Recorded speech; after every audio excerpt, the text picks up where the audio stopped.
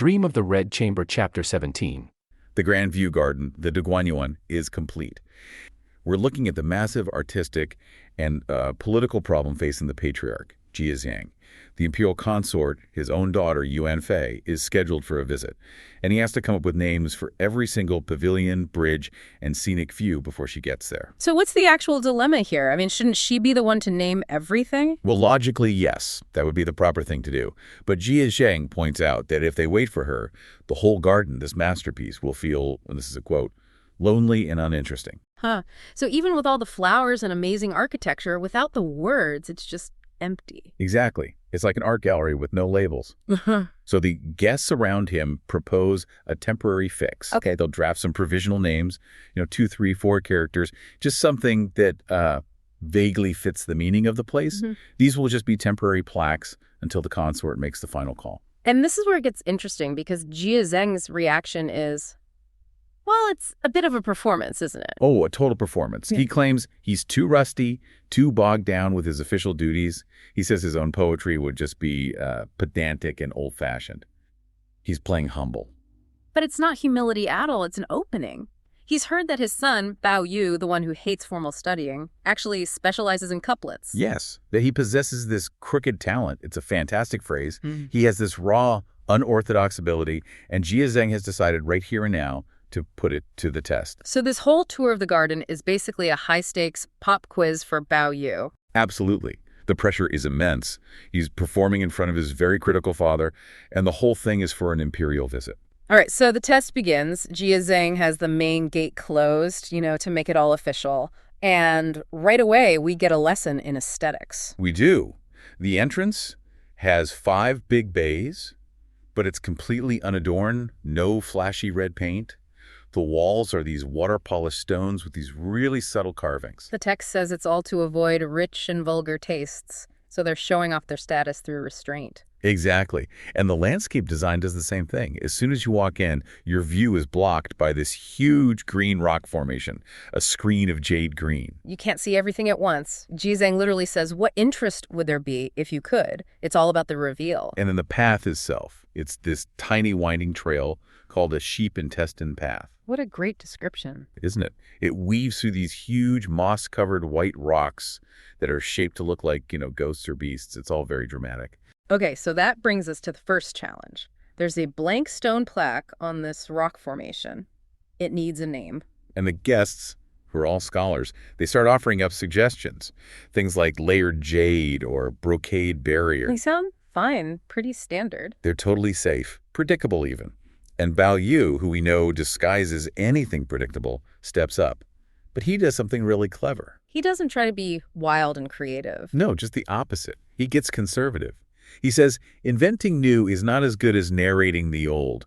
Carving the antique always wins over carving the present. Wow. So he's arguing for tradition. That's a brilliant move to impress his father. It's a perfect tactical play. He proposes a title straight from a famous old poem. A winding path leads to a quiet, secluded place. It's perfect. It describes the scene and it has that classical weight. And the guests, of course, they love it. But what about Jia Zheng? Jia Zheng just gives a little smile, and then he sort of dismisses it, saying Baoyu is just showing off the one thing he knows how to do. He can't bring himself to give a real compliment. Classic. But that little smile says it all, doesn't it? He's impressed. He is. He has to be. Baoyu didn't just come up with a nice phrase. He understood the strategic value of using a classical reference. Okay, let's move on with them. They go through a cave and the whole landscape just opens up. Yeah, it's a total change. Suddenly there are lush trees, a wide, clear stream, and these amazing 2-story towers hidden in the hills. And the focus here is a pavilion built right over the water with these cool stone bridges next to it. And those bridges have these carved beast heads that are designed to spit water. So this is the second challenge. Name the waterside pavilion. The guests try again, right? They suggest a name from another famous classical text. They do Yiran. But Jia Zheng himself steps in this time. He says, no, the name has to be about the water, since the pavilion is built right over it. He suggests using the character Z, which means to pour or spill. Okay, so a guest suggests Shiyu, spilling jade. That sounds pretty elegant. It does, but this is where Baoyu shows he's on another level. He objects strongly. Why? What's wrong with spilling jade? He argues that the word spill is just too crude. too violent. He says, for a place built for the imperial consort, for something that has to meet that imperial standard, you need a word that's more understated and subtle. So spilling is too aggressive for an empress's garden. Exactly. It suggests a lack of control. Imperial taste is all about refinement, elegance, control. So Baoyu suggests replacing spilling jade with jinfeng. Kinfeng. And kin means what? It means to seep or to permeate. So the title becomes fragrant seeping. Whoa. That is a massive shift. It goes from water crashing down to a scent slowly spreading across the water. It's an incredible change in tone. It's all about subtlety. And then he offers up the couplet to go with it, about willows borrowing greenness and flowers sharing their fragrance across the water. And Jia Zheng's reaction. The text says he just nods thoughtfully. No words, but it's clear approval. He sees that his son understands the aesthetic rules of the court better than any of the older scholars. He's winning by playing their game better than they can. Which takes us to the third and final test, where the politics become, well, unavoidable. Yes. The scene changes again. Now they're in a quiet, simple place. Just thousands of green bamboo canes. The buildings are small and clean. It's a scholar's retreat. And the water feature here is so different. It's this tiny little stream, just a foot wide, that's been engineered to flow through the room, around the steps, and under the bamboo. It's the complete opposite of the last scene. And this place, it really gets to Jia Zheng. He has this rare moment of genuine emotion. Right. He says that just sitting here reading by moonlight would make a person's life worthwhile. And then he looks right at Baoyu, who just ducks his head in fear. That's such a powerful moment. Jia Zheng is showing his son the life he wants for him, this life of quiet study. But Baoyu knows it's impossible. It is. And that tension hangs over this third challenge, naming the bamboo retreat. The guests offer up more classical scholarly names, and Jia Zheng just shoots them all down as vulgar. He's looking for something sublime. And this is when Baoyu makes his final, most brilliant move. He drops the whole pretense of being a pure artist. He gets political? He gets completely political. He points out that this will be the first place the consort visits. Therefore, the name must offer praise to her and the emperor. He says all the classical stuff is just too stiff and dull for an imperial arrival. He's saying the function of the building as a political stage is more important than its aesthetic feel. Precisely. So he proposes the name Yu Feng Lai Yi. A phoenix comes to display its virtue. The phoenix being the symbol for the empress. It's perfect. It's the perfect political answer. The guests are just flooded with relief. But Jia Zheng, he explodes. He calls him a beast. He accuses him of having a narrow view. But then he accepts the name. What is going on there? It's so complex. I think he hates that his son sees the ugly political reality of their situation so clearly. Jia Zheng wants to live in a world of pure poetry, but he knows he can't. Baoyu just held up a mirror to that hypocrisy. So he's really yelling at himself, but taking it out on his son. That's how I see it. He scolds him for being a good politician, basically. And even after Baoyu offers another beautiful, quiet couplet about tea and chess, Jia Zheng's final word is just to dismiss it as not particularly good. Wow. So the test is over. Baoyu passed with flying colors, but the tension is just left hanging there. It is. The naming is done, but the relationship is as fraught as ever. The sources give us this just jaw-dropping inventory list that shows you the scale of the money involved. It's unbelievable. It immediately shows that this whole performance of, humble living is bankrolled by extraordinary resources. So the manager, Jia Lian, he reports on the textiles, just the textiles.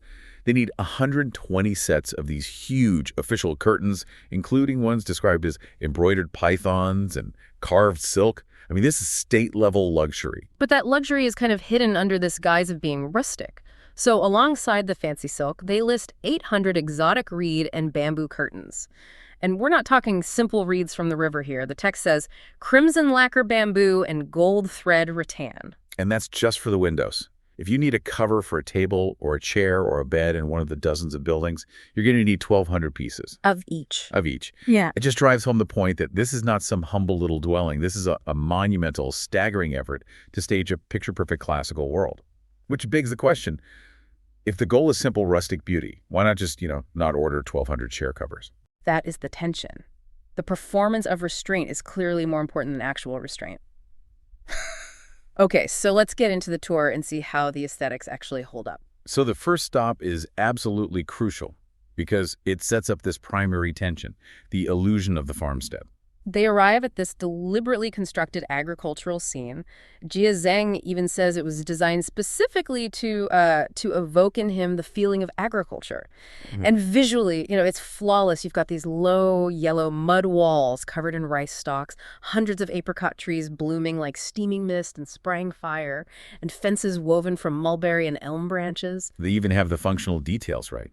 There's a simple well with a hoist and a windlass. And the scholarly critique, it immediately zeroes in on authenticity. The guests praise the use of a stone tablet for the inscription over, say, a hanging claque. Why? What's the difference? Because the stone tablet fits the specific farmhouse style they're trying to stage. A wooden plaque would be too refined. The atmosphere is almost too perfect. Jia Zheng, trying to get that final note of rusticity, suggests adding a simple wine banner on a bamboo pole. But then the naming competition starts, and the rigidity of classical convention just comes roaring back. The obvious suggestion, the easy one, is Apricot Blossom Village. It's charming, but Jia Zheng just shoots it down. He says it offends the rule of naming correctly. Wait, naming correctly? What does that even mean? How is that a philosophical offense? Well, it's rooted in this Confucian doctrine, the principle of Zhengming, or the rectification of names. In classical art, the name can't just describe the object. It has to align with a specific, sophisticated allusion from high poetry. A simple literal name like Apricot Blossom Village is, it's too prosaic. It lacks that necessary literary polish. So it needs to be suggestive, not just descriptive. And this is where young Baoyu, without being asked, just jumps in. He suggests a name from an older poem, In the Sight of Apricot Curtains. Exactly. It's elusive, it's metaphorical, and everyone immediately praises it for meeting that high standard. Then he follows it up. He quotes a line, "The fragrance of rice flowers" by the Watergate, and suggests the name Village of Rice Fragrance. And again, the crowd just loves it. But the system demands conformity, not genius. Fair.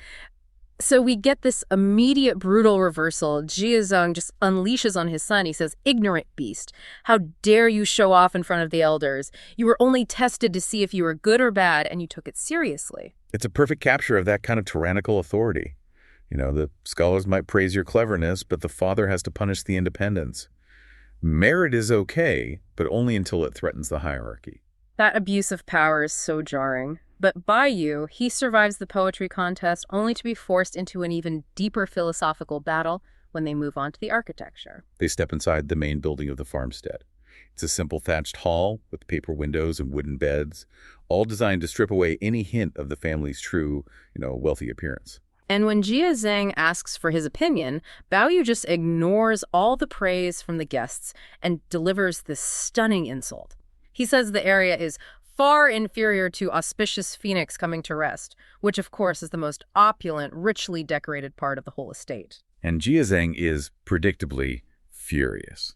He accuses Baoyu of being shallow, of only being able to appreciate rich and beautiful things. But this is where Baoyu makes his intellectual masterstroke. He asks a simple question. What exactly is the meaning of natural? The guests give the standard dictionary definition. Natural is what exists by nature, not by man's power. And Baoyu counters with this profound aesthetic critique. He isn't just criticizing the decor, he is attacking the entire philosophical premise of the project. He says this whole constructed farmstead is fundamentally manpower chiseled and twisted. Wait, so he's challenging the actual logic of the landscape design? Precisely. He points out that true nature has continuity. This site, he says, has no continuous mountain range, no source for the water. It's just too isolated. He argues that true classical natural pictures are ruined the moment you force a place to be a place. He's basically calling out the intellectual dishonesty of the whole simulation. That's a huge intellectual leap. He's not just critiquing a building, he's attacking the core philosophy of his father's entire project. No wonder Jia Zheng just loses control. Exactly. That level of philosophical honesty is an existential threat to an authority that's built on pretense. Jia Zheng flies into a rage, orders his son out, and then immediately calls him back. Demands a couplet on the spot, under threat of violence. That sudden whiplash perfectly captures the arbitrary nature of his control. And the couplet Baoyu provides, "New tides add green to the washing raids, good clouds protect the fragrant celery pickers," is immediately rejected by his father as even worse. The price of insight is just swift and painful. So they move on. The sources really emphasize the journey itself, not just the destinations. They follow this long, winding path, which is strategically designed to maximize the sense of discovery. And they pass this incredible sequence of specific flowers, the tuberose trellis, The sweet osmanthus arbor, the peony pavilion, a peonia plot, and then a rose courtyard. The garden is laid out to be a series of distinct sensory experiences. And this path leads them to the next highlight. They hear the sound of gurgling water flowing from a stone cave. The entrance is covered with vines, and the water is filled with floating blossoms. It's pure sensory immersion. So time for another naming competition. What do the conventional scholars suggest this time? Peach Blossom Spring, the most classical, most obvious reference in Chinese literature to a hidden paradise. And it gets rejected. Yep. Rejected again by Jia Zhang for being hackneyed and too literal. He's desperately trying to find uniqueness within convention. Baoyu offers his alternative, Liao Ting Hua Shu, which means something like smartweed bank, flowery stream, again, descriptive, specific, literary. And here we get that peek behind the curtain again. They're all discussing the scene as if it's finished, but the source tells us they can't actually go into the water because the lotus-picking boats and the pleasure boat are not yet completed. The vision is ahead of the construction. Following that, they reach the Hall of Exotic Herbs. Architecturally, this spot is fascinating. It's a cool, tiled house with plain brick walls, but it's hidden behind this immense, sky-piercing, ornate rock. And the unique thing here is the plants. There are no showy cultivated flowers, just these strange, fragrant herbs and vines. And this is where Baoyu gets to deploy his specialist knowledge. Jia Zhang is forced to admit he doesn't recognize the plants, which opens the door for Baoyu's third big moment. He starts identifying these rare herbs, specifically referencing foundational classical texts like the Li Sao and the Wen Xuan. He identifies Duruo, Hongwu, and Qilon. These aren't just random herbs, are they? They carry a lot of cultural weight. They absolutely do. This is a brilliant synthesis of botany and literary history. These herbs angelica, asarum, fragrant iris are classical metaphors for integrity, purity, and virtue. By naming them, Baoyu is showing mastery over the very literary tradition Jia Zhang claims to defend. He even gives an academic explanation for why the old names are often lost. He's showing historical, scientific, and literary depth all in one go. He's proving he's the intellectual master of the garden's own philosophy. And that, of course, has to be crushed. Despite this brilliant display, his father just shouts him down with the same phrase, "Who asked you?" Merit is ignored when it comes from the wrong person. So they move quickly to the final stop, a structure praised for its clean and elegant atmosphere. 5 simple halls connected by walkways. This is the moment for the official plaque and couplet. The plaque name they accept is simple and elegant, orchid wind and sweet dew. But the couplet process is still hypercritical. One suggestion gets rejected because it uses the phrase sloping sun, which is considered too depressing. They're judging the emotional mood of the language itself. Exactly. So under immense pressure, Baoyu is forced to produce the final literary entry. His plaque name is Fragrant Scents of Angelica and Asarum, and the couplet. When the cardamom ripens, the talent is still lush. Sleeping through the tuberose, the dream is also fragrant. And Jia Zhang immediately tries to dismiss it as a cliché, saying it's copied. But here's the critical moment of vindication. The guests, they actually intercede. They argue publicly that Baoyu's version is more graceful and lively, and maybe even better than the one he supposedly copied. So his sophisticated taste finally wins over the literary audience, even if his father is too stubborn to admit it. It's the closest Baoyu gets to actually winning the day. You have to picture the scale of this place. I mean, the money involved must have been staggering. It was all built for the imperial consort. Oh, for sure. The text describes lofty pavilions and layered buildings. It's all about verticality, power, things that are meant to look imposing and permanent. And they're not just standalone buildings. They're surrounded by palaces with green pines brushing the eaves and jade railings everywhere. It screams top-tier political power. Its status literally carved into stone. So the tour begins, and right away you feel this tension. Jia Zhang, the man in the house, he looks at the main hall and says it's too luxurious. Which is such a strange thing for the owner to say, right? Well, yeah, he's worried about appearances, maybe seeming a little too flashy to his peers, but his guests jump right in. And they basically tell him, look, this isn't about your personal taste. The imperial consort is coming. This level of opulence is required. It's protocol. Status over preference. Every time. And this idea gets summed up perfectly in the next thing they see, this massive jade stone archway at the entrance. The carvings are described as incredibly intricate, with dragons and serpents. This isn't just a gate, it's a statement. A permanent imperial-level statement. And that brings us to the first big test. What do you call this place? The guests offer up a name, Penglai Fairyland.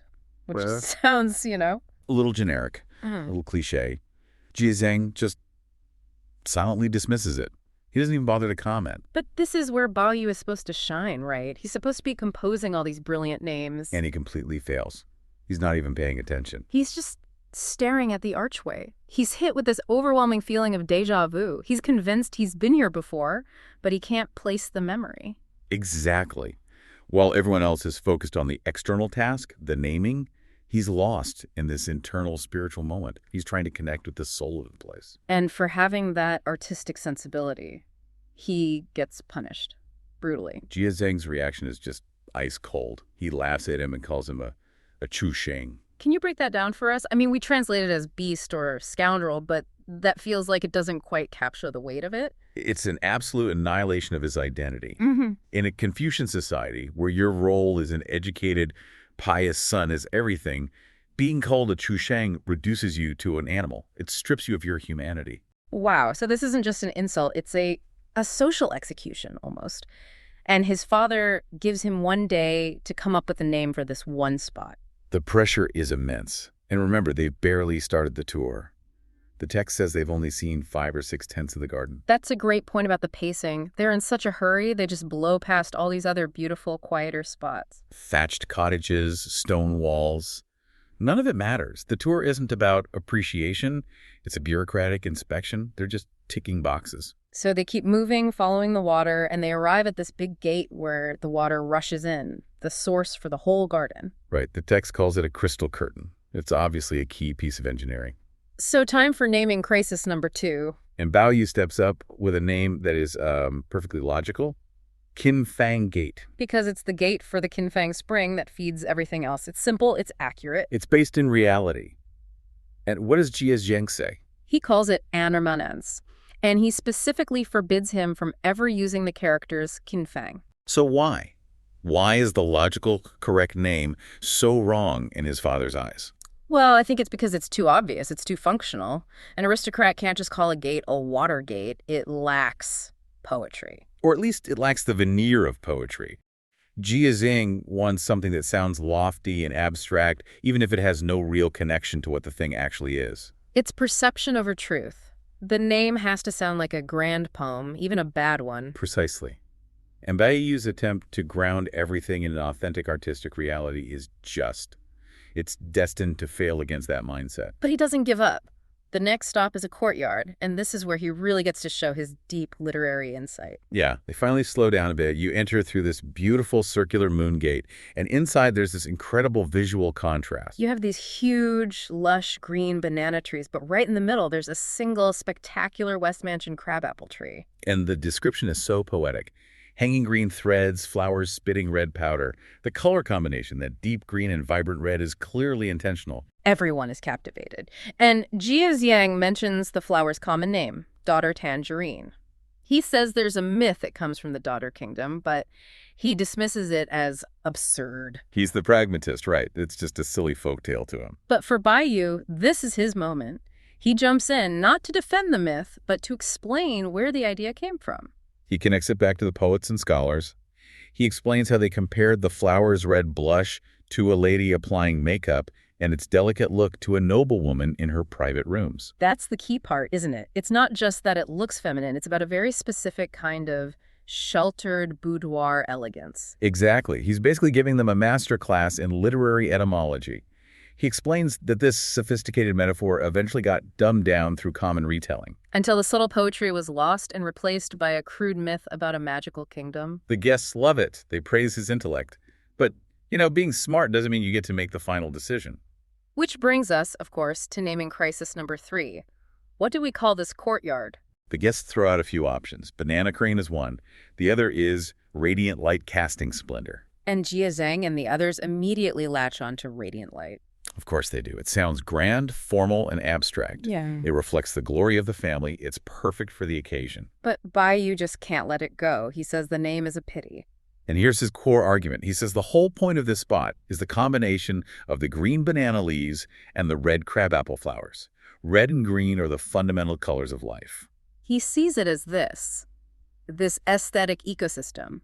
To name it just for some generic light is to completely miss the artist's intent. And he has that amazing line, having the crabapple without the banana is no good. Having the banana without the crabapple is worse. It's about balance, unity. He's seeing the deep structure, the philosophy behind the design, and he offers his own name, Fragrant Red, Jade Green. Which is perfect. It's concise, it's evocative, it captures both plants, the colors, the whole concept. So what does his father say to this moment of artistic and intellectual perfection? Bad, bad. Just like that. Ugh, the hammer comes down again. It doesn't matter how right Baoyu is. His suggestion challenges his father's authority, so it has to be rejected. The official name becomes Radiant Light. So after all that drama, the focus shifts, and we get a look at the inside of this building, and it is, it's an architectural marvel, a puzzle box. It really is. The whole interior is designed to disorient you in the most luxurious way possible. There are no solid walls. Instead, they have these incredibly detailed, carved wooden screens separating the spaces, with patterns like flowing clouds and hundreds of bats, just pure artistry. And the details are insane. They have these custom-carved recesses in the walls to hold things. A lute, a sword, a vase. The objects sit perfectly flush like they're part of the wall itself. It's an optical illusion, and all the display nooks are different shapes, round, square, like a sunflower, so your eye can never find a pattern. It's beautiful chaos. And it works. The guests get completely lost. They can't find their way back. Their own wealth has created this beautiful maze that they're now trapped in. And then comes the ultimate trick. They turn a corner, and they suddenly see another group of people identical to themselves. For a second, you can imagine they must have thought they'd seen ghosts. But it's just a huge, expensive glass mirror, perfectly placed to confuse them. It's like the world's fanciest escape room. Jiazhen, the guide, has to lead them out through, 2 layers of silk partitions to finally find the exit. The deception doesn't even stop there. Outside, we learn about the hidden engineering of the water system. It's this complex circulatory system that's completely invisible. The stream is diverted through a cave, split to go to a village, split again to go somewhere else, and then it all rejoins before it leaves the property. The guests are just amazed by it. It's the kind of invisible mastery that only unlimited money can buy. And there's one last trick. As they're about to leave, a huge artificial mountain blocks the path. But they just follow a little trail around the base, and suddenly they're out on a wide road right by the main gate. They've been gracefully ejected from the labyrinth. And as they leave, you see that Baoyu is the only one who doesn't want to go. He's still mentally inside the garden thinking about the poetry and the colors. His mind is still on the red and green, the real art of the place. And his father has to get in one last jab, of course. He scolds him for being frivolous and tells him to go think about his worried grandmother. And Jiazhen won all the arguments, right? He got his way on every single name. He did. But Baoyu was the only one who truly understood the place. He saw the truth behind the folklore, the unity behind the design.